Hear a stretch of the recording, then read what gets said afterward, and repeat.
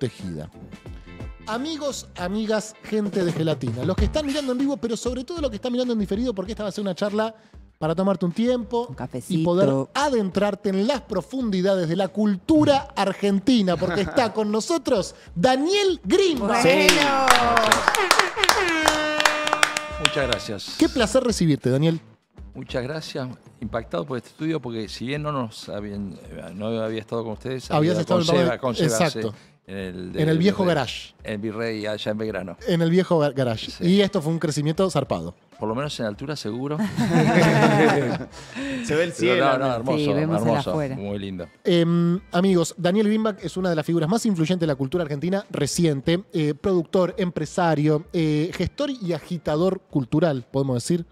Agitador cultural.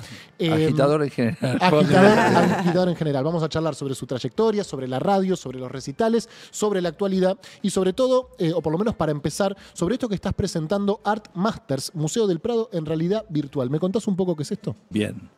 A partir de 5 obras icónicas del Museo del Prado y utilizando tecnología de última generación, que se llama realidad virtual aumentada, también se llama metaverso, que nosotros usamos en algunas otras experiencias. Lo tuvimos cuando hicimos la exhibición de Banksy, pero no era esta última generación, que esta última generación incorpora un montón de tecnologías de otras exhibiciones como inmersivo, 360, 3D, interactivo.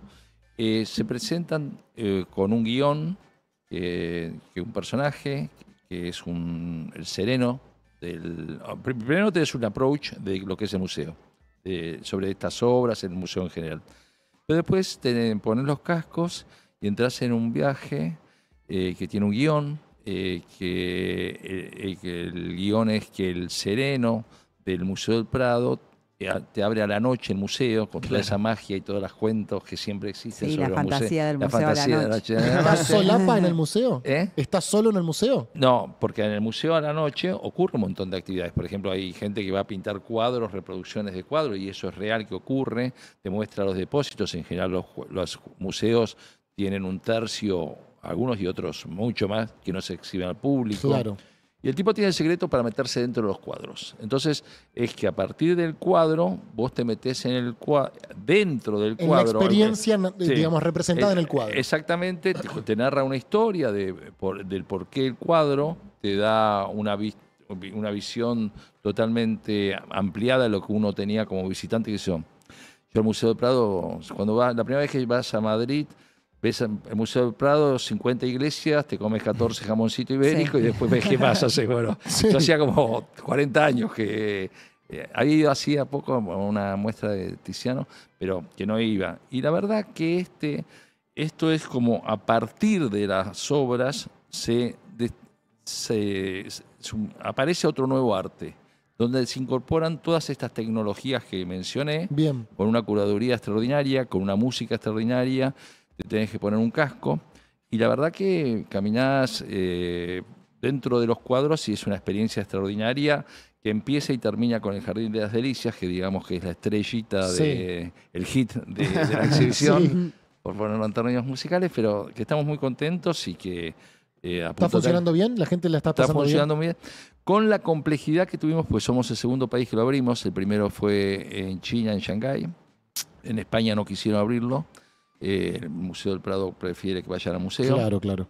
Yo creo que con el tiempo van a modificar, porque son experiencias que son a partir de... Pero bueno, por ahora es así. Y entonces tuvimos que explicar algo que nunca se había visto y realmente me resulta muy frustrante siempre porque lo explico, invito gente... Y me dice, no, pero esto es mucho mejor que lo que me habías dicho. Entonces lo expliqué mal. Hay que verlo, hay que verlo. Es una experiencia. Es una experiencia. Tienen tiempo hasta el 8 de diciembre en La Rural, Pabellón Frers, para quienes quieran asistir. Están invitados, pero lástima que se fue Seba, porque Seba vino y... Seba habló muy bien. Sí, habló muy bien, habló muy bien. Arte y tecnología son dos cosas que siempre te interesaron, ¿no? Sí, porque van muy de la mano, cada vez más. Creo que es más el futuro bajo todo punto de vista. Y tomando la tecnología desde lo más básico, porque por ejemplo hay muchos puristas de los museos que cuestionan que esto se llame muestras, exhibiciones. Inclusive lo tuvimos cuando arrancamos con el arte inmersivo. Y me acordaba el otro día hablando con mi hijo, de que cuando empezó la fotografía, que es tecnología, por lo más que lo tenemos cotidiano y lo tenemos en el teléfono incorporado, pero es tecnología propiamente dicho, había como... se sentían como había exposiciones de fotografías, decían, eso no es arte, eso no se puede exponer.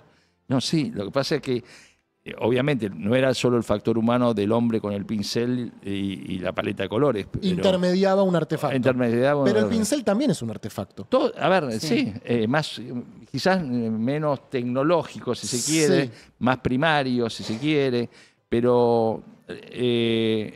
y en todo sentido yo creo que la tecnología y el arte es fundamental. Yo siempre yendo a cuestiones básicas, y viniendo el palo mío de la música. Yo pienso, por ejemplo, Woodstock, que es algo icónico dentro de la cultura del rock. Ni en pedo en esa época había sonido para que 500.000 personas pudieran escucharlo. Eso te iba a decir, se debió escuchar como el orto, ¿no? No escucharon nada. Nada. O sea, estaba todo el mundo dando vueltas. Escuchabas cuando te venía un poco de barro encima. Claro. O sea, no. Entonces, siempre la incorporación... A ver, hoy es impensable un show en estadios sin pantallas. En la medida que va creciendo las torres demoradas de sonido... las puestas, todo, hay una evolución que va en paralelo, lo humano, la creatividad sobre eso, pero lo tecnológico sin lugar a dudas. Y Daniel, en los 80, cuando estabas con Charlie y encarando esa carrera artística, también era el momento de empezar a unir más, vamos a decir, lo electrónico, porque la tecnología ya estaba, con la música, con el arte. ¿Había más resistencia en ese momento o más resistencia ahora a unir esas dos cosas, lo electrónico con lo artístico? No, había más sorpresa. Yo me acuerdo cuando, por ejemplo, hicimos con Charlie en Ferro No Bombardé en Buenos Aires, y Renata Yuyain había diseñado toda esa ciudad y hacíamos un bombardeo de la ciudad de Buenos Aires. Fue de un impacto impresionante. Si yo lo comparo con las tecnologías que hoy veo en los shows de todo tipo, inclusive de artistas nacionales, era como un Rusty, más o menos. Si lo trasladamos a hoy, ¿se vería precario? Se vería precario, pero era una escenografía con una pirotecnia que venía de atrás, muy, muy primario. Hoy lo haríamos, se haría todo culo, claro, de otra manera. Bárbaro. De otra manera, absolutamente, porque fue la evolución tecnológica lo que permitió abrir nuevos horizontes. Y también en ese sentido, que a veces no se concibe tanto, hay, sobre todo en el hemisferio norte, los artistas diseñan ya una cuestión que tiene que ver con pensar un show de estadio diferente que un show de teatro, que un show de arenas indoors. Entonces, todo tiene una dimensión absolutamente distinta en escala, y también cada vez más hace que ese... digamos, me voy a ese Ferro, que sí teníamos pantallas laterales que ampliaba un poco la imagen, pero nada más. Posteriormente aparecieron los racks de efectos con una creatividad artística que se incorpora al circuito cerrado de lo que estás haciendo. Entonces, hay un arte en paralelo que no hizo más que incrementar la potencialidad artística, por más que sigue siendo siempre, digamos, el artista y su... Y esto lleva a otra dimensión, pero digamos, la cuestión esencial sigue estando en el artista. Es más, es muy delicado, y a veces el hecho de que tanta tecnología no te lleve por delante al factor humano artístico. De hecho, una de las cuestiones de Art Master de la Red Rural es que tiene un guión que te conmueve. Entonces hay también una humanidad detrás de toda esa tecnología. Cuenta la leyenda, no sé si lo escuché. Vos ibas a decir algo, Lita. No, pero... Ok, cuenta la leyenda, no sé si lo escuché, lo leí o lo inventé, que a Charlie le preguntan en ese show por qué es que había decidido tener sponsor, ¿no? Por Fiorucci, y que él contesta porque si no suena mal. En realidad, es más, había hecho... No, la verdad que no lo sé, pero sí sé que bueno, que en Tranzas él lo manifiesta en la letra, porque también era... Él se cansó de hacer canciones de protesta y se vendió a Fiorucci. Exactamente. Entonces, había como una cierta culpa de tener sponsor, de sentirte que te habías vendido. Claro. Y de hecho, Que habían terminado en los 70, ¿no? no, y que prosigue. Hay grupos que, por ejemplo, que no aceptan sponsors aún hoy en día y que los dibujaban en el festival. Ejemplo, Radiohead. Radiohead no acepta sponsor. Entonces, cuando vino acá, hizo Tecnópolis, hicieron el nombre de un festival... El festival de, Sí. no sé, de Sí, una gaseosa festival, sí. de Parera 51 Sí. y 3 soportes más y para darle... Ahí sí aceptan. Ahí sí. Entonces está dibujado porque es un festival. No hay una relación directa marca-artista. Ok. Claro. Daniel, este es un programa muy nostálgico. Nos gusta mucho viajar a distintas décadas y tenemos una obsesión particular con la década del 80, por la cual te quiero preguntar y situarme principalmente en el origen de rock and pop, mediados de los 80, 85, ¿no? Se fundó en el 85. Salió al aire 23 de enero del 85. Bien, y un año más tarde ya tenían el 60%, concentraban el 60% de la audiencia según los registros.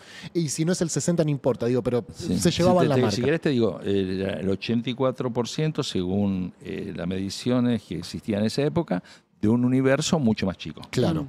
Te quiero preguntar, ¿cómo fue posible ese crecimiento tan explosivo y cuál era el contexto cultural, social y político que permitió que eso suceda? Yo en general tiendo a apostar a lo que no hay. En el 85 y post caída de la dictadura, en el 83, en las radios, por un fenómeno de que no se podía hablar, se entró a hablar mucho. Pasamos de un extremo, típicas cuestiones culturales, de no poder hablar a hablar mucho. Y prácticamente desapareció la música de las radios, en primer lugar. En segundo lugar, veníamos con mucho atraso del desarrollo de lo que eran las frecuencias moduladas. De hecho, le dieron todas las frecuencias moduladas a lo que eran las amplitudes moduladas. Vos tenías, y las primeras experiencias que existen importantes era de Del Plata, que se llama FM Del Plata, y de Rivadavia, que se llama FMR, que tenía el emblemático tren fantasma. Y en Del Plata estaba Badía, estaba Mancuso, voces... O sea, eran las FM de las AM históricas. Exactamente, y de hecho compartían, te diría, el 80% de la programación. Por ahí se diferenciaban a la noche, donde en esa época se asignaba que se creía que la gente joven escuchaba radio nada más que a la noche. Entonces la noche era de los jóvenes. Entonces ahí era donde había estos... Y ya estaba esa distinción que luego duró como que la FM era más joven o más informal, claro, y la M más formal. Sí, desde la propuesta de Rock and Pop, pero recuerdo que esa primera Rock and Pop no era exclusivamente musical, y la Rock and Pop con los grandes conductores, comunicadores, disruptiva en cuanto al código de comunicación, aparece en el 87. En ese primer comienzo, solamente con un perfil musical, con una definición muy clara de límites musicales de los cuales transitábamos, y posteriormente apareció el mismo formato, una latina. Por eso ahí ¿por qué vos me preguntáis por qué captábamos tanto? Era porque si querías escuchar música éramos la única opción. Después apareció una que fue un antecedente de Aspen, que era Adult Contemporary, y después apareció una latina. Entonces ese 85% fue mermando porque obviamente nosotros captábamos mucho más público que genuinamente tendríamos que tener, porque en el target musical había gente que quería escuchar otra cosa. Pero el cambio de códigos de comunicación yo creo que es a partir del 87, por más que ya había tipos como Lalomir, La Negra Bernacchi, que ya marcaban algunos cambios, no tan significativos como lo que ocurrió con Rock and Pop, pero que eran, por lo menos yo lo llamaría antecedentes. Se desarrolla en paralelo los primeros años de democracia, ¿no? Se funda en el 85, la vendés en el 2001. ¿Qué lugar ocupó la radio en esa transición democrática y por qué tomaste la decisión de venderla? A ver, para mí Rock and Pop marcó muchas cosas. Tuve la suerte de trabajar con mucha gente que estuvo en un momento brillante. Creo que todos los seres humanos tenemos altas y bajas en nuestras producciones, en nuestra productividad, en nuestra creatividad. Tuve la suerte de que empalmé un montón de grandes talentos en momentos brillantes, donde hubo un gran sentimiento de pertenencia, que también era importante. De parte de los que trabajaban. De la parte de los que trabajaban, en el micrófono y atrás. Había un sentimiento realmente de pertenencia. ¿Eso pensás que es difícil que me lo respondas así, ¿no? Pero pensás que es un mérito tuyo? En general yo trato, le doy mucha bola al factor humano. Entonces trato en general de generar buenos climas de trabajo. Me parece que la gente en buenos climas de trabajo trabaja mejor. Trabaja mejor, pero aparte me sentiría incómodo trabajando en un mal clima de trabajo. De hecho, acá nos odiamos todos. No, es tremendo. Es una onda de mierda. Pero sí, hay veces que, inclusive el modelo empresarial, hoy yo te digo, la música está ocupada por todo grandes corporaciones. Yo podría trabajar en grandes corporaciones y hoy estoy haciendo muchísimas menos producciones, porque no, por una cuestión de modo de ser, por mi ADN, no me barco trabajar en las corporaciones. Entonces, mi filosofía, mi sentimiento pyme, digamos, sigue estando, sabiendo de que, bueno, es como en todo en la vida, dejas cuestiones de lado por asumir otras. No te iba a preguntar sobre ese oficio como de director de medio, que lo he hablado mucho con la Negra, que ella siempre reconoció en vos y en muy pocos otros, como ese oficio de director de medio, como una persona que no es solamente un empresario, sino que sabe lo que es una artística, tiene decisiones artísticas sobre ese medio. ¿Por qué crees que no se trasladó a los medios más nuevos esa idea, ¿no? de directores de medios involucrados en el oficio de hacer medios y no solo en el oficio de hacer plata? Parto de que para mí era importante hacer plata. No me puedo hacer boludo también. Pero no solamente. Pero no solamente, obviamente. Porque si fuera a hacer plata trabajaría en una corporación. Y a mí, en general, tuve la suerte de trabajar en los productos en los cuales o los proyectos que me sentí involucrado desde el humano. Para mí, Rock and Pop se creó desde el lado de yo oyente. Yo era oyente de radio cuando vivía afuera, entonces no podía entender por qué no podía escuchar, qué sé yo, a los Rolling Stones, AC/DC o música a las 9 de la mañana y solo a la noche como estaba relegado acá. ¿Por qué no había alguna cuestión de coherencia musical en las programaciones? Y la verdad, yo creo en las direcciones artísticas importantes y creo que en Argentina encima se le agrega la crisis económica. Yo creo que hay un deterioro en general que obviamente tiene que ver con los presupuestos, pero vos tenías muchos más equipos de producción anteriormente, bien pagos, que obviamente, y no que tenían que hacer 3 o 4 laburos, un tipo para poder cubrir la básica, la canasta de sobrevivir, que se podía dedicar a investigar, se podía dedicar a acordar. Ahora te vienen las playlists directamente ya armadas. Hechas, ya armadas. Antes tenían que picar los discos y buscar los temas. O sea, cambió tanto, y yo siempre los pensé las radios desde el lado musical, pero se facilitó tanto. Y también hoy uno de los grandes desafíos para tener una buena radio musical es salir del algoritmo. Normalmente las plataformas te llevan, ya sea de música, ya sea de ficción, te llevan a algoritmos. Bueno, el gran desafío es salir de los algoritmos y es ahí donde vos creo que tenés una suerte de poder competir contra los Spotify, los Apple Music o Amazon Music. Quiero profundizar ahí. ¿Cómo se sale del algoritmo, Daniel? Es un ejercicio. Yo creo que todos tenemos una tendencia en general a la comodidad. Entonces es un ejercicio de exigencia. Así como te digo eso, también soy exigente con la gente que trabajo. Sin ir más lejos, qué sé yo.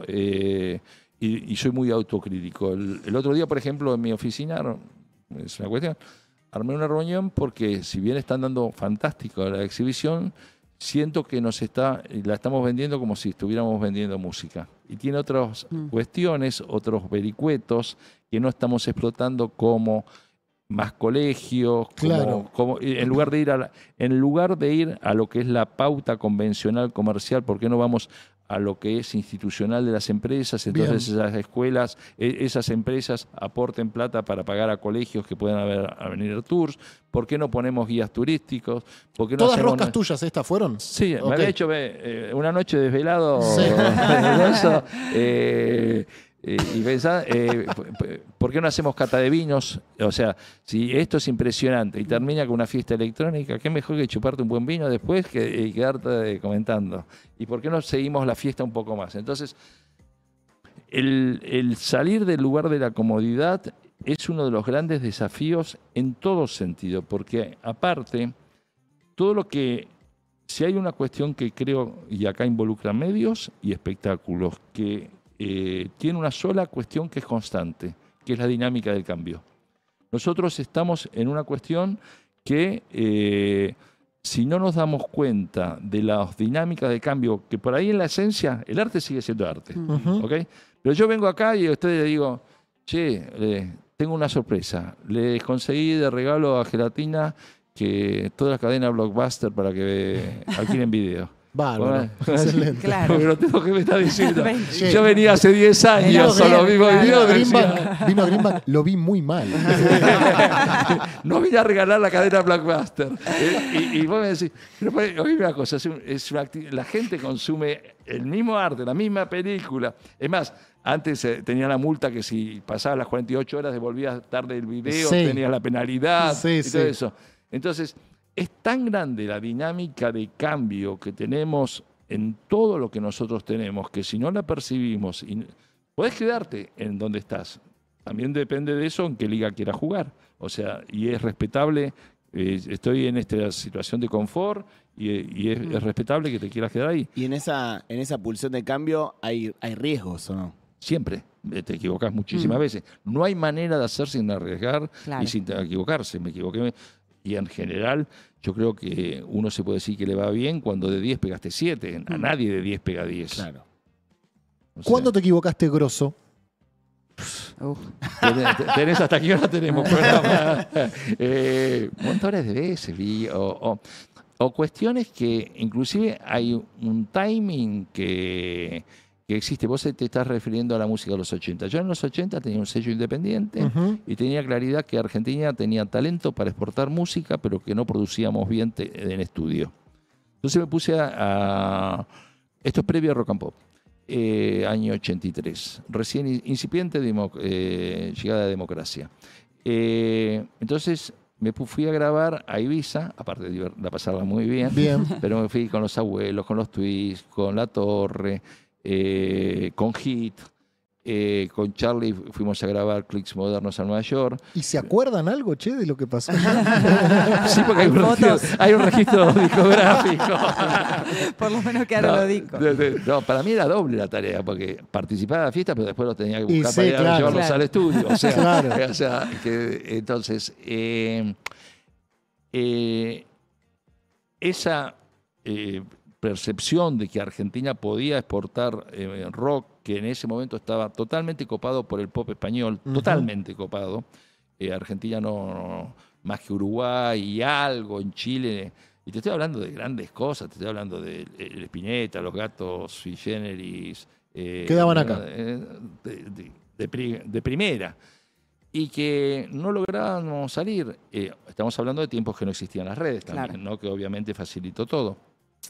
Y cuando produje, yo vendía discos en la Argentina, tenía una participación de mercado muy importante, pero suponete que vendía discos a 15.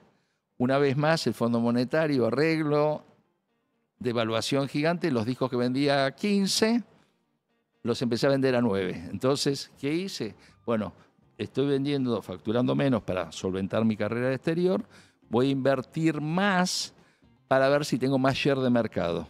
Yo tenía primeros puestos, te agrego en paralelo que también producía Mercedes Sosa en esa época. Entonces, vendía muchísimos discos y no dio. Y tuve que entregar todo, me endeudé y tuve que entregar todos esos máster por el pasivo que tenía. O sea, te digo como a la respuesta de cuándo te equivocaste. Claro. Fue un error. Ahora, el tiempo demostró que si hubiera tenido un resto de corporativo, porque Argentina después de Soda Stereo, Miguel Mateo Sass, Los Abuelos de la Nada mismo, dentro de Interdisc, entró a exportar música a lo loco internacionalmente. El talento estaba, nada más que faltó resto económico y el timing fue incorrecto. Se me abren mil. Me voy a quedar un poco más en los 80 para preguntarte por Los Redondos, porque la Rock and Pop también fue una radio muy importante para ellos. Quiero saber cómo fue ese vínculo, qué lugar tenían Los Redondos en la radio, qué lugar ocupaban Los Redondos para la radio, cuál fue el vínculo tuyo con ellos. Mira, curiosamente, los dos grupos que más sonaban en la Rock and Pop no los producía yo.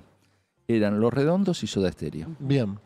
Y creo que en ese sentido, por ahí tuve la percepción correcta de que tenía que disasociarme del productor a priorizar el medio. Y en el priorizar en el medio encontraba en Los Redondos una banda impresionante, de rock impresionante, y en Soda, que inclusive habían venido y que los había rechazado, otro error más, que veía el demo y dije, no, para mí esta imitación de Cure no va a pasar un carajo, y la historia demostró que estaba absolutamente equivocado. Entonces, la relación con ellos, con la Negra Poli, que era la tercera realmente, era Sky, el Indio y la Negra, era muy intensa, pero siempre teníamos un diálogo, pero respetando de que ellos tenían parámetros de independencia y que eran respetables, que había una mística a través de eso que ellos establecían, por lo cual el solo promocionar, difundirlos, era una interacción importante de ambas partes. Y la verdad que, y gozarlos musicalmente, creo que eran como, uno cuando hace la columna de lo que es el eje de tu medio desde el mundo musical, tenés puntos de apoyo. De hecho, a mí en la época electrónica, al principio de lo electrónico, hubo radios como una que apareció que se llama Z95, que desplazó a Rock and Pop, y después cuando aparecen en los 90 el grunge, cuando aparece Pearl Jam, Stone Temple Pilot, digo, puta, de nuevo volvió el rock a tener algo, ni que hablar los Guns N' Roses, Metallica, todo lo que viene del lado californiano.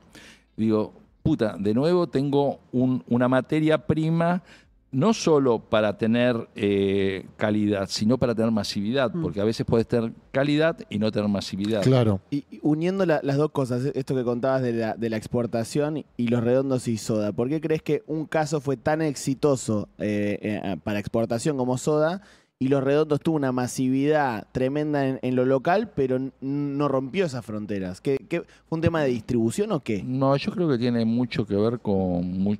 desde mi punto de vista, en esa época, vuelvo a repetir, periodos no digitales, tiene que ver con el tipo de producto y las necesidades de consumo. Buenos Aires es una ciudad Buenos Aires en particular y Argentina en general es un país muy rockero. Esto que hablamos de rock and pop, radios de rock existen en todas partes del mundo. Ahora, que una radio rock haya sido líder en audiencia tanto tiempo es solo acá. Bien. Entonces, Los Redondos era un fenómeno absolutamente rockero, los Sodas era mucho más hitero, el tipo de composición de letras de Cerati a mí me parece que era más latinoamericano, el del Indio más una poesía más urbana argentina, pero eso es una explicación que te doy yo, que la siento, pero que tiene consonancia con muchísimos grupos que, digamos, cada uno tuvo como un ascendente sobre determinadas cuestiones y las cuestiones que tuvieron alguna influencia de Soda trascendieron más internacionalmente que aquellas que tuvieron una influencia de los Redondos. Totalmente. Sigue pasando, digamos. O sea, alguno hoy en día, y hoy hay redes.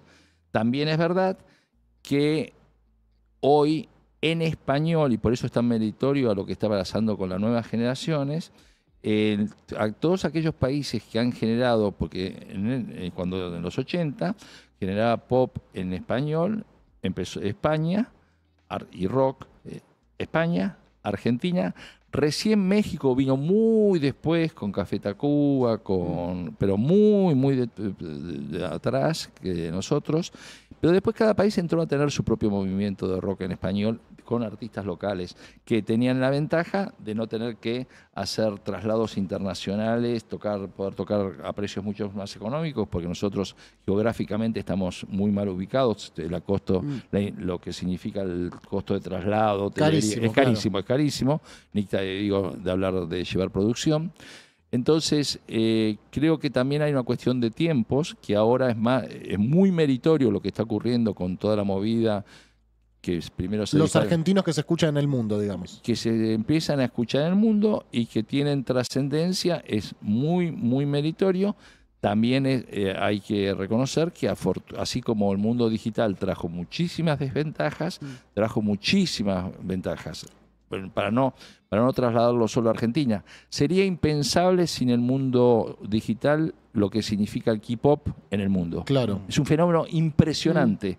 Lo que es el K-pop, pero no solo el K-pop en términos musicales, en lo que es en plataforma el juego de calamar, tope en Netflix en el mundo. Sí, la industria del entretenimiento de Corea, que haya ganado un Oscar, cultural coreana. Que haya ganado un Oscar una película coreana. Entonces, hoy lo digital, también a la vez, competís todos los mismos claro. de acá, con que Spotify sube 100.000 temas por día a la plataforma. Es una locura. ¿Cómo haces para que tu tema se destaque y logre? Porque acá quizás, bueno, eso es un fenómeno local, pero tener trascendencia en 100.000 temas que se suben por día. ¿Y no hay algo de eso que pone un poco en jaque el arte en sí mismo, digamos, como que se empiece a hacer música para que la música funcione y no hacer música por el amor a hacerlo? Digamos. Existió toda la vida. Esto es una discusión que la gente piensa que hoy por las plataformas es más fácil. Mirá, en los 60,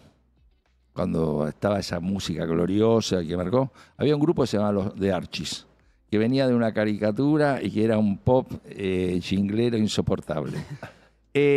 Hubo otro grupo que se llama The Monkees, que es más famoso, que fue una respuesta americana a todo lo que venía del pop, del Britpop, que no tocaban, no cantaban. Entonces esto, y fueron muy, pero muy grandes, por lo cual, y sin ir más lejos, Ringo Starr no grabó los 2 primeros temas de los Beatles. ¿Okay? Sí, entonces, siempre hubo como cuestiones de música. Me parece arbitrario desde un punto de vista decir de mejor calidad o peor, porque entra en la subjetividad de cada uno, pero hecho exclusivamente con fines comerciales y nada artístico. Siempre existió, nada más que hoy tienen otros elementos de difusión, otros elementos, es más, pueden ser artistas absolutamente virtuales, totalmente, pero existió siempre. Nada más que hoy tiene otro tipo de instrumentos para divulgación. Me quedan pocos minutos y 1000 preguntas. Siguiendo esto que dice Lía, me interesa saber cuál es para vos la tensión más problemática entre redes y arte, o de qué manera las redes, las plataformas, condicionan de una forma más preocupante al artista, si es que hay algo preocupante o es simplemente otra forma de difundirse. Yo, si querés te lo respondo, pero me gustaría ampliarlo un poco más la respuesta. Yo creo que las redes nos afectan en lo cotidiano, en todo.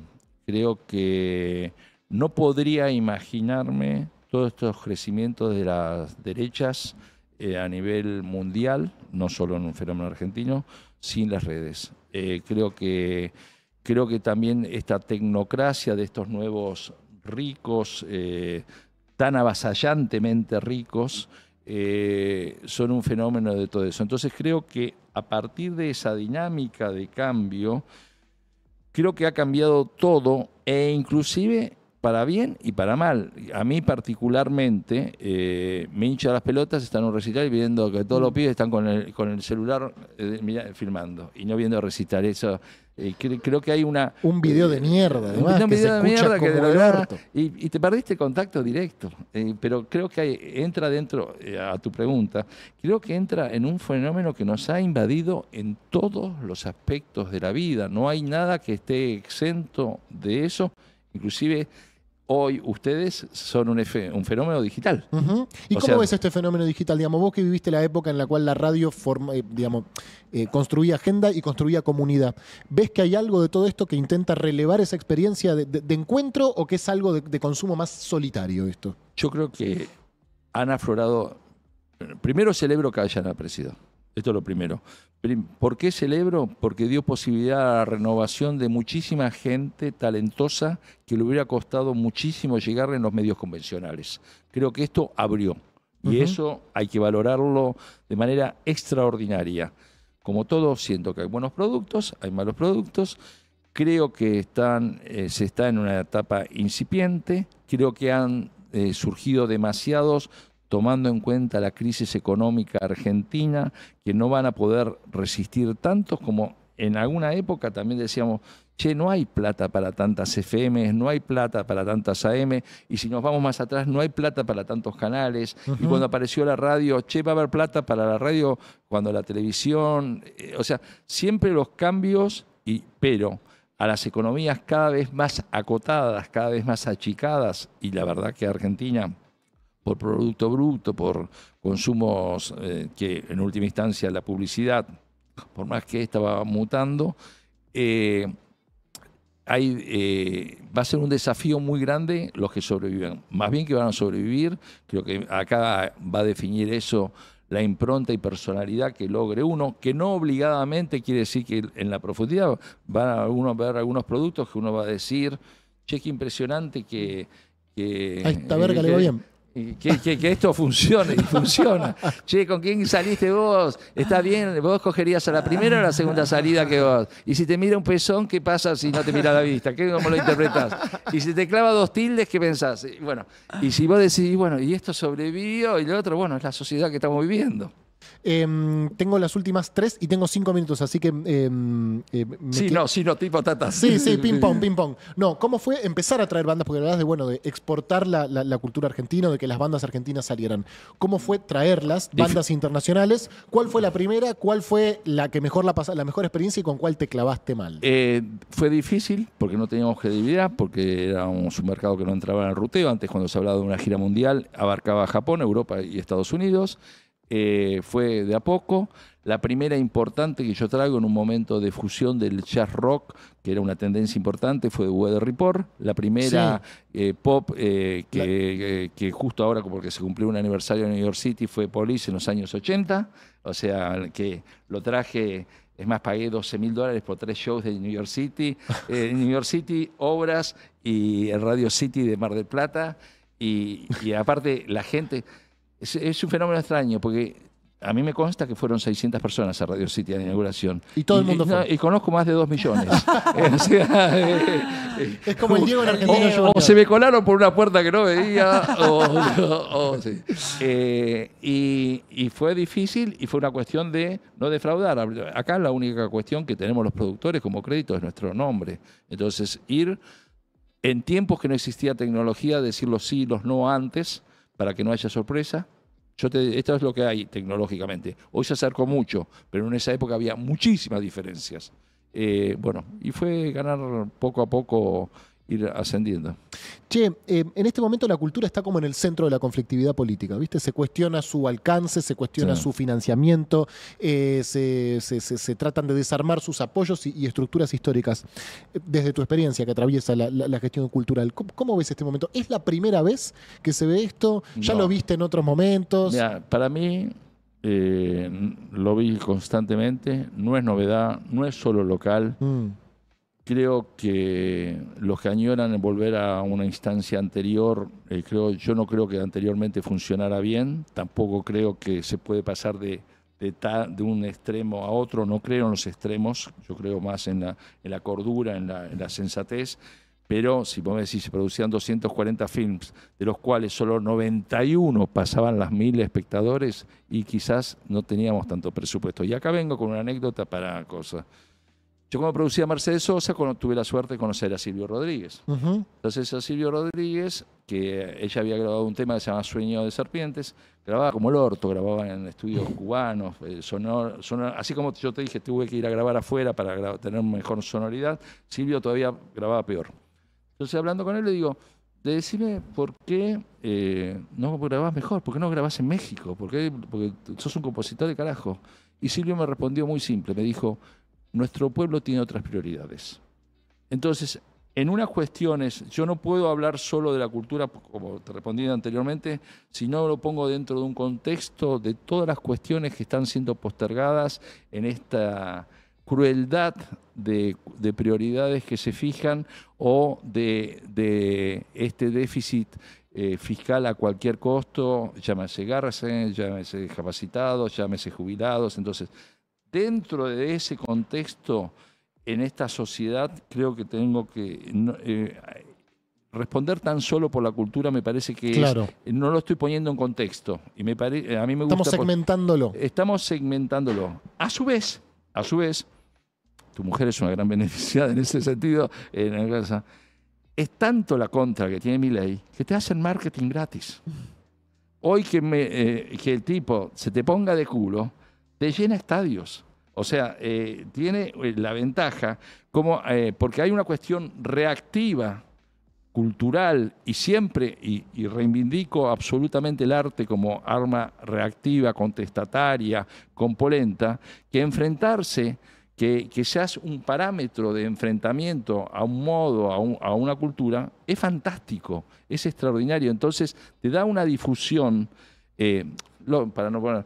Cecilia Roth estaba con una obra que también lo criticó el productor, y a partir de que el secretario de Cultura la criticó, entró a vender tickets como loco. Entonces, hay un fenómeno, y es real esto. La última pregunta tenía que ver con eso, Daniel, porque nosotros tenemos un festival a fin de año, el Festival de Gelatina en el Estadio Argentino Junior. Estamos viendo la manera que Milei nos putee, pero nos está ignorando de una forma ya, un nivel de desprecio. ¡Invítalo!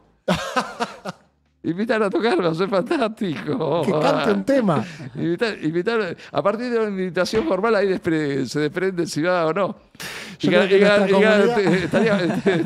No nos entra un quilombo más. ¿Nos ayudás a gestionarlo? ¿Nos ayudás a gestionarlo? No soy el mejor interlocutor, pero supongo que habrá otro más apto que yo, pero igual les va a ir muy bien en Argentina porque hicieron marca, tienen mística, lograron algo muy fuerte desde el lado musical con los jingles, o sea, hay un sustento sólido para que les vaya bien. Es verdad que tiene un gran desafío, porque impactaron tanto con los jingles, que el crecimiento los va a tener que sacar de lo que hablamos de esta zona de confort, porque es verdad que, y la gente en general tiende siempre a acostumbrarse a todo, y la sorpresa de los primeros jingles ya es, la primera vez sorprendés mucho más que la número 20, como en todo en la vida. Sí, la primera vez es distinto que la vez 50, ¿no? Obvio. Entonces creo, pero que el Argentino de Juniors les va a ir fantástico, no lo duden. Lo dijo Daniel. Bueno, bendecidos. Daniel, un placer conversar con vos, mucho gusto, muchas gracias por haber venido. Muchas gracias por la invitación, la pasé bárbaro. Te volveremos a invitar, la verdad, porque nos quedaron 1000 temas. 1000 temas. Lo único que cuando los vi, porque era la primera vez que entré, y cuando los vi, digo, nunca les fearía un partido de básquet a ustedes. Somos un equipo alto. Sí, o sea, papi fútbol sí, pero de básquet ni en pedo. Somos un equipo Igual alto. somos malísimos jugando al básquet.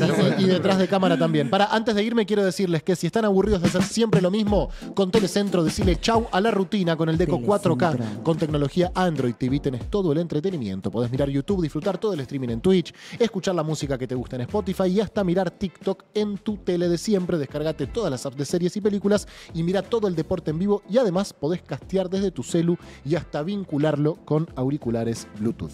Daniel, muchas gracias. Gracias a ustedes. Nosotros hemos terminado este programa de lunes. Ustedes se quedan con la broma infinita hasta las 6 de la tarde, por lo menos, querida Lía Copelo. Hasta mañana. Hasta mañana, Pepito. Lo mismo para Marcos Aramburu. Ha sido un placer. Mati Mousset, Flor Fresa, Teuguet, Nehuen Sebane, Sofi Debrea y Ann Ayesa. Hacemos Industria Nacional. Hasta mañana. Muchas gracias. Que tengan buenas tardes en caso de que eso sea posible. Chau.